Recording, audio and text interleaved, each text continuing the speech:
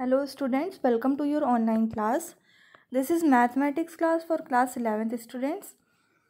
देखिए बच्चों, हमने अपने सारे चैप्टर्स कंप्लीट कर लिए हैं. एग्ज़ाम पॉइंट ऑफ व्यू से जो भी चैप्टर्स आपके हैं जो आपके सिलेबस में आ रहे हैं एनुअल एग्जामिनेशन में, ओके, आपका ये लास्ट चैप्टर रह गया है, रिमेनिंग है, तो इसको हम आज कंप्लीट करते हैं. पहले हम बेसिक कॉन्सेप्ट से स्टार्टिंग करेंगे. ठीक है, पहले आप ये समझिए कि प्रोबेबिलिटी होता क्या है, इससे रिलेटेड कुछ टर्म्स हैं उन्हें आप समझिए. और बच्चों, मैं आपको कंप्लीट कॉन्सेप्ट समझाने के बाद ही क्वेश्चंस कराऊंगी. ठीक है, सारे कॉन्सेप्ट समझाने के बाद. ओके, और जो क्वेश्चंस मैं कराऊंगी आपको इसमें केवल वही क्वेश्चंस करने हैं. ओके, तो देखिए यहाँ पे पहले हम ये समझते हैं कि प्रोबेबिलिटी आपकी होती क्या है. इंट्रो में आप यहाँ देख सकते हो, इंट्रोडक्शन में क्या होता है. We know that in different situation the measure of uncertainty is called probability.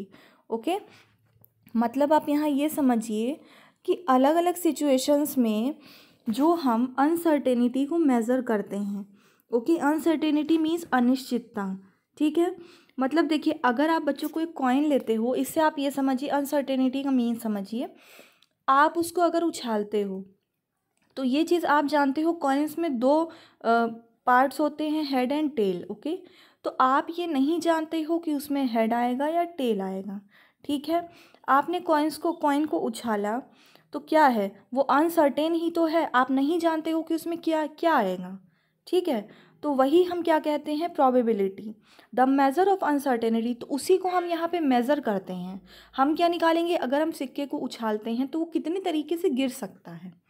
ठीक है, तो ये होता है मेज़र, अनसर्टेनिटी का मेज़रमेंट. ओके, तो बच्चों ये इंट्रोडक्शन है इसका. आगे हम देखते हैं कि इसके और टर्म्स क्या हैं, सम अदर डेफिनेशंस हम इसकी देखते हैं. यहाँ पे आप आगे और चीज़ें देख लीजिए क्या है यहाँ पे.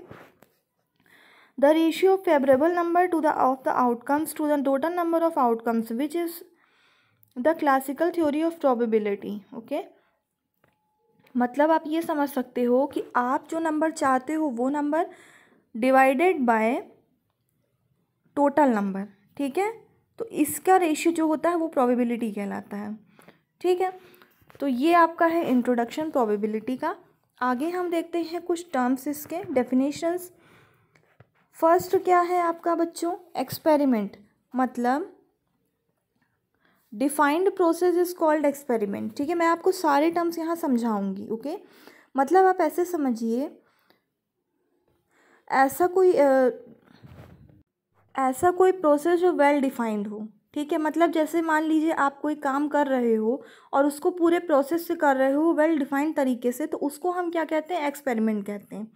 ठीक है, नेक्स्ट देखिए क्या है बच्चों, रैंडम एक्सपेरिमेंट है आपका. रैंडम एक्सपेरिमेंट क्या होता है, any experiment whose result can not be forecasted is called random experiment. मतलब यहाँ पे ये है कि वो, मतलब ऐसा एक्सपेरिमेंट जिसमें आप नहीं जानते हो कि इसमें क्या चीज़ें आगे होंगी. ठीक है, कि आगे क्या होने वाला है, उसे बच्चों हम कहते हैं रैंडम एक्सपेरिमेंट. ठीक है, तो देखिए जैसे मैंने कॉइन्स का आपको एग्जाम्पल बताया है ना, मैं बच्चों यहाँ एग्जाम्पल कॉइन का ही लेके चलूँगी ताकि उससे आपको काफ़ी चीज़ें क्लियर हों. ठीक है, इससे आप समझिए रैंडम एक्सपेरिमेंट से, अगर आप कॉइन को उछालते हो हवा में तो उसमें आप नहीं जानते हो कि उसमें क्या आएगा. ठीक है, तो वो ही हमारा कहलाता है रैंडम एक्सपेरिमेंट. मतलब हम आगे के बारे में नहीं जानते हैं कि उसमें क्या चीज़ें आगे होने वाली हैं. ओके, आगे देखिए क्या है, this experiment satisfied the following condition. ठीक है, it has more than one outcomes, the result can not be forecasted.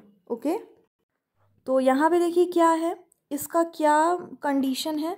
Condition इसकी होती है, सेटिस्फाई करती है क्या है, इसके एक से ज़्यादा आउटकम्स हो सकते हैं. मतलब आप जानते हो इसमें एक से ज़्यादा आउटकम्स इसमें हो सकते हैं, मतलब एक से ज़्यादा चीज़ें आ सकती हैं. ठीक है, और क्या है कि इसका जो रिज़ल्ट होता है वो हमें पहले से पता नहीं होता है कि आगे क्या चीज़ होने वाली है. ठीक है, ये होता है आपका रैंडम एक्सपेरिमेंट. ठीक है, देखिए मैंने जो आपको एग्जाम्पल बताया है, यहाँ पर एग्जाम्पल है टॉस वाला आपका. ठीक है, आगे देखिए रिमार्क में क्या है बच्चों, ये आप एक बार रीड कर लीजिएगा क्या है. जो मैंने पढ़ाया है वही चीज़ यहाँ पे शॉर्ट में लिखी हुई है। ओके, इसके बाद बच्चों देखिए सैम्पल स्पेस क्या होता है। ये होता है the set of all possible outcome of a random experiment is called sample space. Okay, मतलब देखिए in the toss of a coin the sample space is S is equal to H comma T. मतलब आप अगर coin को उछालते हो तो उसके जितने भी पॉसिबल आउटकम्स हैं, मतलब कितने पॉसिबल चीज़ें आ सकती हैं उसमें। आप जानते हो कॉइन होता है तो कॉइन में हेड और टेल दो चीज़ होती है, तो इसके पॉसिबल आउटकम्स क्या होंगे यहाँ पे, हेड होगा या तो टेल होगा। ठीक है, ये होगा आपका, यहाँ पे यही चीज़ लिखी हुई है। सैम्पल स्पेस आपका होता क्या है, ये होता है। ओके, सैम्पल पॉइंट क्या होता है, each element of a sample space is called sample point. मतलब अगर आपका सैम्पल स्पेस है एच कॉमा टी, यही है ना यहाँ पे, तो each element of a sample space is called sample point. ठीक है, मतलब इसका जो जितने भी एलिमेंट्स हैं आपके वो कहलाते हैं सैम्पल पॉइंट। एग्जाम्पल में आप यहाँ पे देख सकते हैं सैम्पल स्पेस के जितने भी एलिमेंट हैं वो आपके सैम्पल पॉइंट कहलाते हैं। ओके, मतलब आप देखिए in the toss of a coin its sample space S is equal to H comma T where H and T are sample points. ठीक है, मैंने आपको यही समझाया है अभी। When a dice is rolled the sample space. ठीक है, ये फर्स्ट एग्जाम्पल है बच्चों, आप इसको समझिए, आपको बेटर समझ में आएगा। ठीक है, मतलब आप जानते हो कॉइन में हेड और टेल दो चीज़ें आती हैं, तो ये अगर साथ में आप लिखते हो तो ये इसका सैम्पल स्पेस कहलाता है। लेकिन आपसे पूछा जाए सैम्पल पॉइंट क्या है तो आप बताओगे एच है और टी है, दो सैम्पल पॉइंट हैं इसके। ठीक है, आगे देखिए डायरेक्शन सैम्पल स्पेस क्या है। The sample space with finite number of element is called direction sample space. Okay, sample space with finite number of element, मतलब सैम्पल स्पेस मतलब क्या है, जितने पॉसिबल टर्म्स आ सकते हैं उसमें जो फाइनाइट नंबर ऑफ एलिमेंट्स होते हैं, ठीक है, उसे हम कहते हैं डायरेक्शन सैम्पल स्पेस। ओके, ये है आपका। इवेंट क्या होता है, any subset of a sample space is called an event.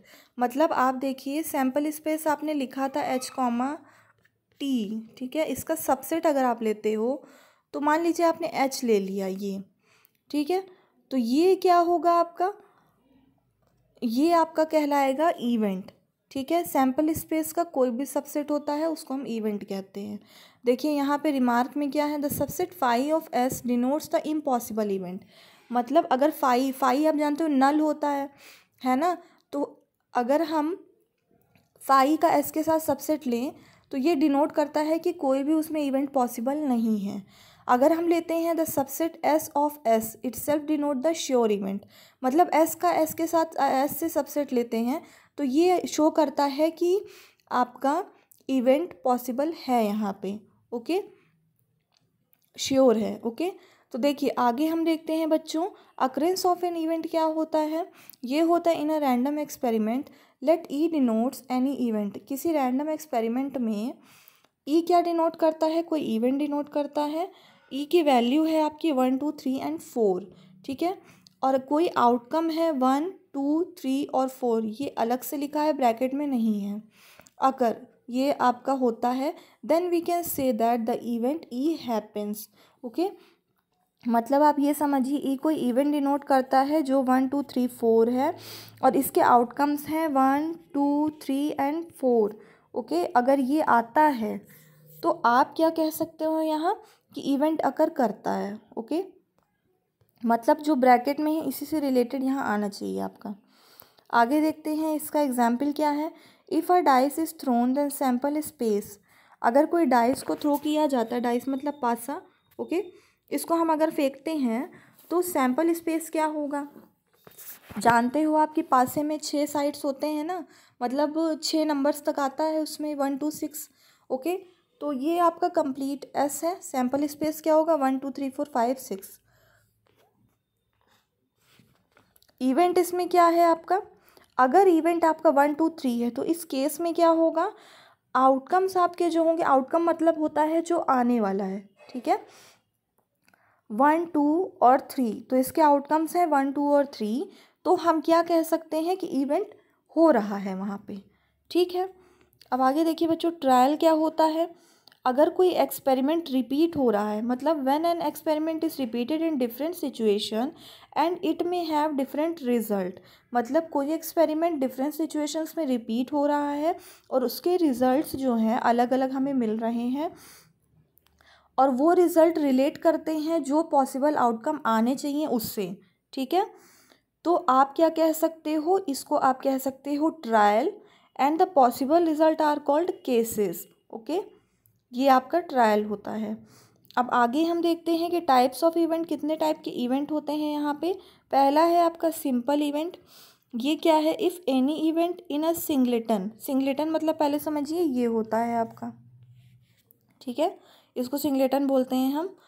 Singleton subset of a sample space then it is called simple event. मतलब अगर कोई event singleton subset of a sample space में हो रहा है, सैम्पल स्पेस आप जानते हो उसमें हो रहा है, देन उसको हम कहते हैं सिंपल इवेंट। मतलब देखिए, अगर कोई कॉइन को टॉस किया जाता है तो इसका सैम्पल स्पेस क्या होगा, मतलब कितने तरीके से वो वैल्यूज़ आ सकती हैं। ठीक है, हेड और टेल दो वैल्यू होती हैं, तो एच और टी, तो हम ए को मान लेते हैं टी और बी को मान लेते हैं एच। ज़रूरी नहीं है आप यही मानिए, आप बी को टी भी मान सकते हो, ए को एच भी मान सकते हो। तो मतलब आप देख सकते हैं कि ये जो चीज़ें हैं ये इससे रिलेटेड है ना, इन्हीं में से आ रही हैं। तो आप क्या कह सकते हो, ए और बी दोनों सिंपल इवेंट हैं। ओके, तो देखिए यहाँ तक हमने कॉन्सेप्ट क्लियर कर लिए हैं। आगे हम देखते हैं, ये है बच्चों आपका कंपाउंड इवेंट। ठीक है, अगर कोई if the subset of the sample space contain more than one element, अगर कोई सबसेट है सैम्पल स्पेस का, वो एक से ज़्यादा एलिमेंट को कंटेन करता है, तो उस इवेंट को हम कह सकते हैं कंपाउंड इवेंट। ओके, जैसे यहाँ पे एग्जाम्पल है, आप देख सकते हो, अगर किसी डाइस को रोल किया जाता है तो उसका सैम्पल स्पेस क्या क्या हो सकता है, 1 2 3 4 5 6। ठीक है, तो उसमें हम ए को लेट कर सकते हैं 2 4 6 to get an even number के लिए। बी को लेट कर सकते हैं 4 5 6, किसके लिए, ग्रेटर देन 3 नंबर के लिए। तो यहाँ हम क्या कह सकते हैं कि ए और बी कंपाउंड इवेंट है। ओके, ये है आपका इम्पॉसिबल इवेंट। क्या है बच्चों, if the subset of a sample space is 5 then this event is called impossible event. ठीक है, अगर किसी सबसेट का सैम्पल स्पेस 5 है, 5 आप जानते हो नल होता है, एक तरह से ज़ीरो समझिए आप बिल्कुल, तो इसको हम क्या कहते हैं, इम्पॉसिबल इवेंट कहते हैं। ठीक है, आगे देखिए क्या है, श्योर ऑन सर्टेन इवेंट। अगर let S be the sample space of an event and S is also a subset of S. अगर एस सैम्पल स्पेस है किसी इवेंट का और एस का ही सबसेट है, मतलब खुद का ही सबसेट है, तो एस क्या डिनोट करेगा, श्योर एंड सर्टेन इवेंट को। ओके, खुद का ही सबसेट है। अगर एग्जाम्पल में देखिए, किसी डाइस को रोल करते हैं तो आपका सैम्पल स्पेस आता है एस, वो होता है 1 से 6 के बीच में। ओके, 1 से 6 तक आता है, तो हम यहाँ पे ए डिनोट करता है नंबर लेस देन 7 को। ठीक है, तो ये देखिए यहाँ पे ये है आपका। देखिए बच्चों, यहाँ पे दो डेफिनेशंस और हैं, एक ये आपकी है, ये है, और ये, इन्हें आप समझ लीजिएगा देख करके। मैं आपको आगे की कुछ चीज़ें और बताती हूँ। We know that for a random experiment the sample space is an universal set. Okay, मतलब हम जानते हैं रैंडम एक्सपेरिमेंट के लिए सैम्पल स्पेस जो होता है आपका,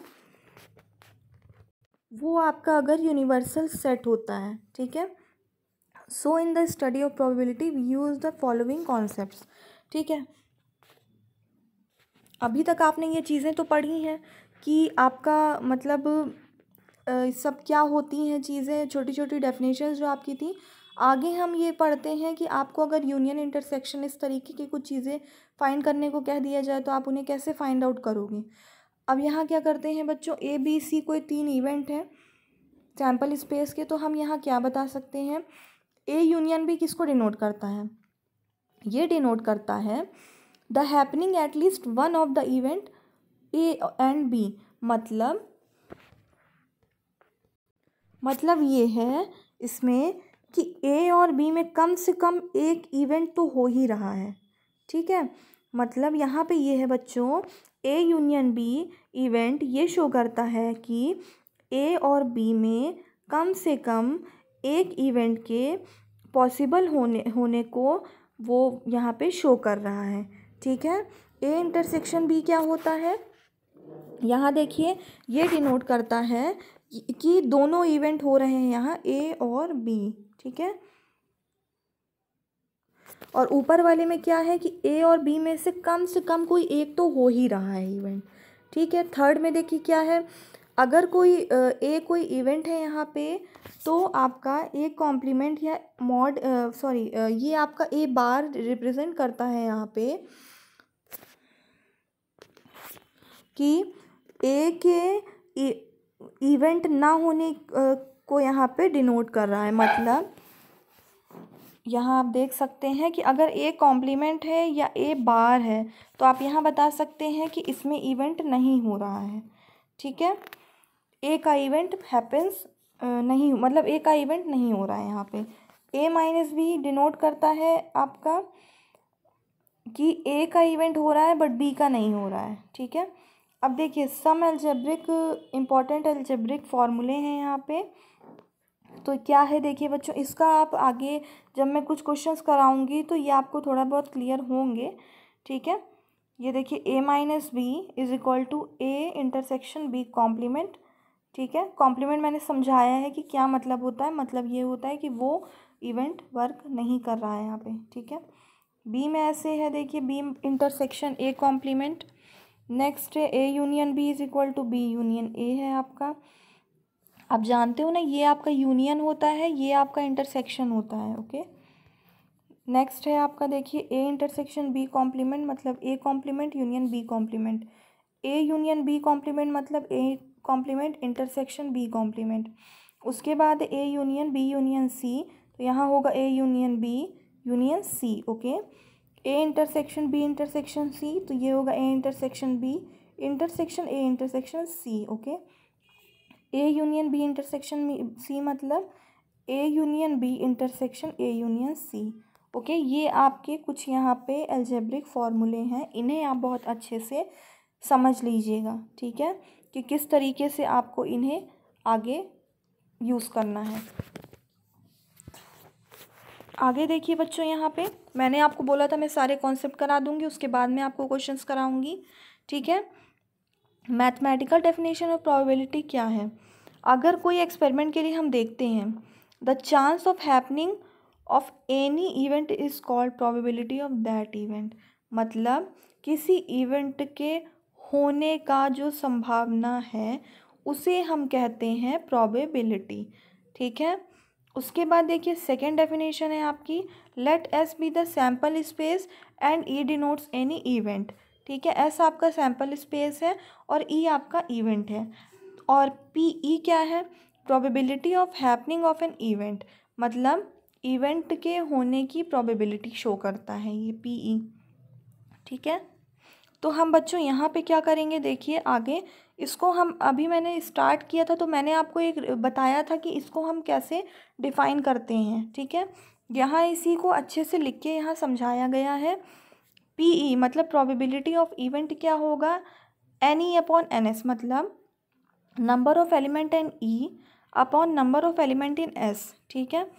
पी ई क्या है, फेवरेबल नंबर ऑफ आउटकम्स, मतलब आपके कितने आउटकम्स आ सकते हैं उसमें, upon total number of outcomes, ठीक है। और टोटल कितने आउटकम्स हैं, ओके, ये आपका होता है। अब एग्जाम्पल देखिए, यहाँ मैं आपको बताती हूँ, मेन बच्चों आपका ये होता है फॉर्मूला, ये ज़रूर आप ध्यान दीजिएगा, ठीक है। और इन चीज़ों को जो मैं पढ़ा रही हूँ इनको आप रिवाइज ज़रूर करिएगा। कहीं कोई प्रॉब्लम होती है आप वीडियो रिपीट करके देखिए, आपको नहीं समझ में आता है आप मुझसे पूछ सकते हो, ठीक है। अगर किसी टॉस को, ठीक है, कॉइन को हम टॉस करते हैं तो उसमें हेड और टेल आता है, तो आपका एस क्या होगा यहाँ पे, मतलब sample space H comma T होगा। तो पी ई क्या होगा, एन ई मतलब इवेंट, एन एस मतलब number of sample space, sorry number of element in S, ठीक है, ये होगा। तो आप इवेंट देख सकते हो, 1 है यहाँ पे,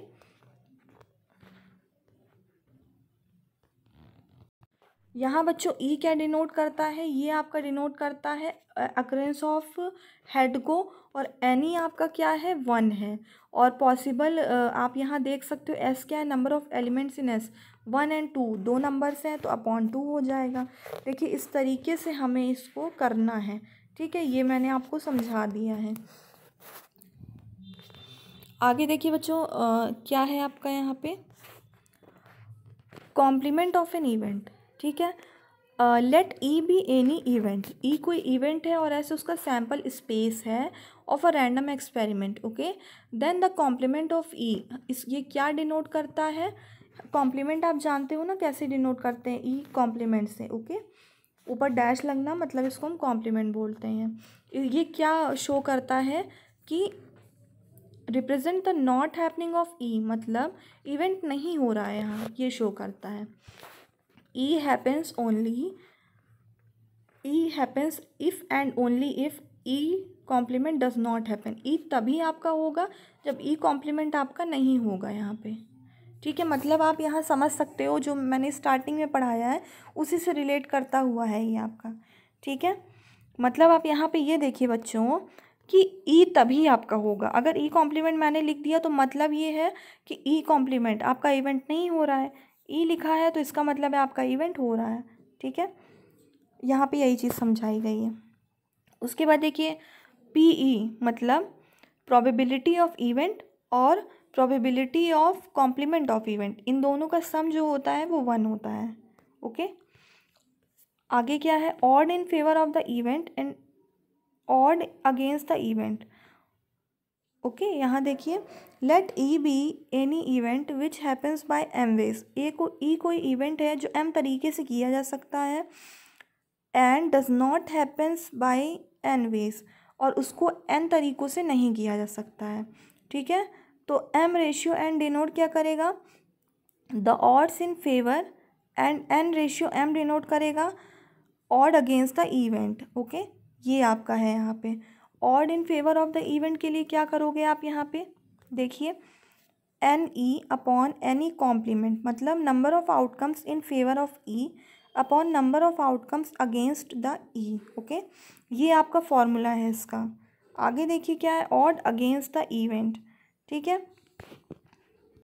तो इसमें क्या है, ई जो इवेंट होगा आपका एन ई कॉम्प्लीमेंट मतलब number of complement of event upon number of event, ये है आपका, ठीक है। तो इसको आप कैसे लिख सकते हो, number of outcomes against the E upon number of outcomes in favour of E, ठीक है। तो ये इन दोनों के रेशियो को डिनोट करता है यहाँ, ओके। तो बच्चों ये फॉर्मूले आप बहुत अच्छे से रिवाइज़ कर लीजिएगा। आई होप कि ये चीज़ें आपको समझ में आई होंगी, इसमें कोई ऐसी चीज़ें नहीं है जो आपको ना समझ में आए, ठीक है। अब जो फॉर्मूले आप पढ़ रहे हो इनको जब हम आगे क्वेश्चंस में यूज़ करेंगे तो ये चीज़ें बहुत अच्छे से आपको क्लियर हो जाएंगी। बाकी कॉन्सेप्ट अपने आप बिल्कुल क्लियर रखिएगा, ठीक है। आगे देखिए क्या है, रिमार्क में आप क्या लिख सकते हो, n E complement upon n E is equal to P E complement upon P E. आप जानते हो एनी कॉम्प्लीमेंट ये सब क्या है, ये आप जानते हो। Odds against and odds in favour of an event are reciprocal of each other, मतलब ये दोनों जो हैं ये एक दूसरे के रेसिप्रोकल होते हैं, ठीक है। ये आपका बच्चों कॉन्सेप्ट है। तो आई होप कि चीज़ें आपको समझ में आई होंगी। आज मैं आपकी ये जो वीडियो है केवल कॉन्सेप्ट बेस पे बना रही हूँ, नेक्स्ट वीडियो में हम इससे रिलेटेड क्वेश्चंस करेंगे, ठीक है। तो इन चीज़ों को बहुत अच्छे से आप रिपीट करके वीडियो ज़रूर समझ लीजिएगा, ओके।